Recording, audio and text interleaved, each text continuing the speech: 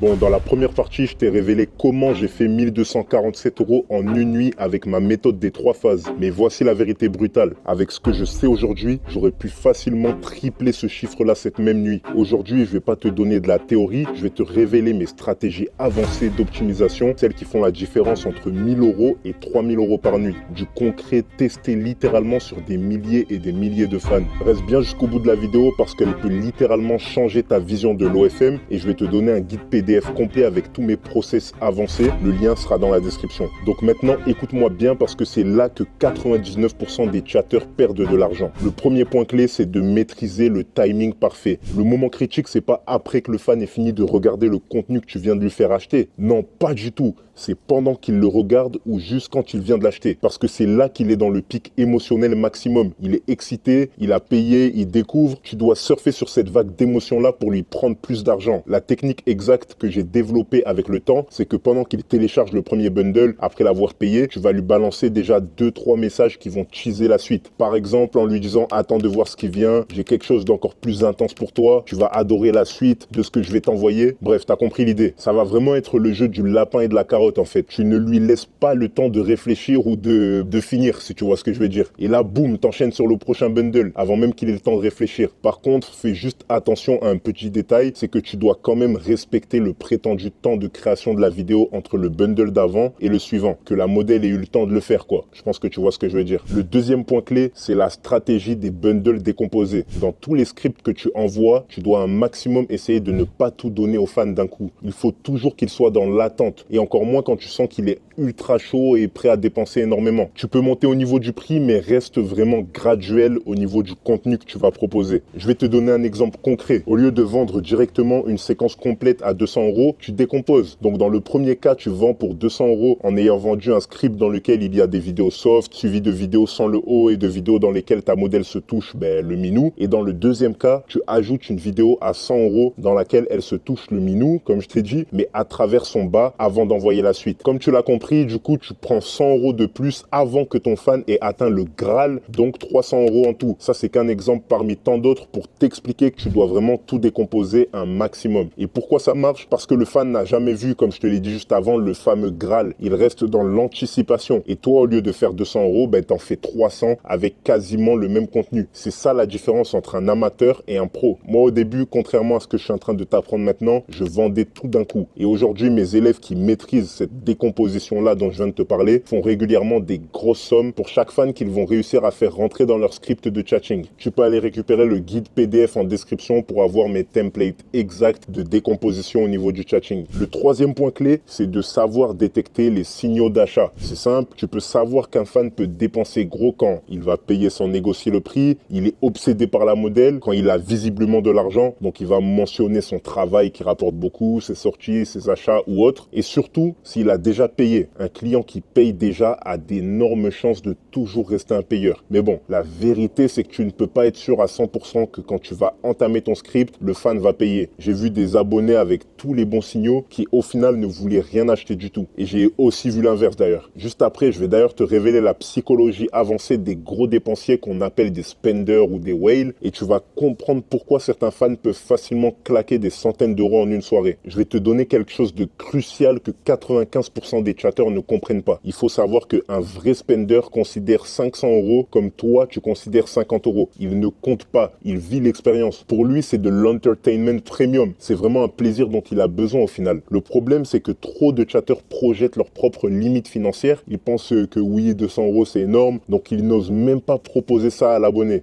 Grave erreur, très très grave erreur. Souviens-toi bien de ça. Autre chose, sache que chaque fan a un budget soirée mental qu'il peut dépenser. Ça va être de 0 € pour les time wasters comme tu t'en doutes. Un budget casual, donc pour un fan normal, ça va peut-être être entre 50 et 100 €. Un budget de fan excité entre 200 et 400 €. Et un budget spender de 500 € ou plus. Ton job, c'est de récupérer 100% de ce budget et plus si possible avant que ton fan, que ton abonné lâche toute la sauce et se barre. Actuellement, je sais précisément comment pousser un fan jusqu'à son budget limite de manière naturelle et c'est ce que toi aussi tu vas apprendre. Donc là, je vais te donner des phrases psychologiques psychologique pour que tu puisses créer de l'urgence chez ton fan afin de le faire atteindre son budget mental, comme je t'en ai parlé. En gros, t'expliquer comment lui prendre son argent, quoi. Premièrement, une phrase du style « J'ai quelque chose de spécial pour toi ce soir que normalement je ne montre jamais ». Ou alors une autre phrase comme « Tu es vraiment différent des autres qui viennent me parler ici, je vais te montrer quelque chose que je montre jamais vraiment juste pour toi ». Ou troisièmement, des phrases comme « Ça va être notre petit secret à nous ». Tu vois, je pense que là tu commences à comprendre. Tu crées de l'exclusivité et de la rareté. Le fan se sent spécial et privilégié. Il n'a pas l'impression qu'on lui vend, il a l'impression qu'on lui offre une opportunité rare. Cette psychologie-là, combinée au timing parfait et au bundle décomposé, c'est ce qui fait exploser les résultats. Mais j'en parle plus en détail dans une autre des vidéos de ma chaîne. Tu peux aller regarder ça, la chaîne est là, abonne-toi d'ailleurs. Enfin bref, passons à la suite. Maintenant, fais bien attention à ce que je vais te révéler, parce que ça peut te faire économiser des mois et des mois d'erreurs. Je vais te donner 3 pièges que tu dois absolument éviter quand tu vas réussir à appliquer tout ce que je t'ai dit dans cette vidéo et dans la première partie. Parce que le but, ça va être de pouvoir faire des grosses soirées, mais pas qu'une fois. Le but, c'est vraiment de le faire souvent et de pouvoir reproduire les gros chiffres d'affaires. Le premier piège fatal, c'est le syndrome du « j'ai tout compris ». Je vois trop de personnes faire cette erreur-là après leur première grosse soirée en termes de revenus. Ils pensent qu'ils ont tout compris et arrêtent d'analyser, d'apprendre, de se corriger. Ils se reposent clairement sur leur laurier. La réalité, c'est qu'il te reste énormément à savoir pour t'adapter à toutes les situations. 95% des gens sous-estiment la complexité de tout ce qu'on met en place, de tout ce qu'on fait dans l'OFM.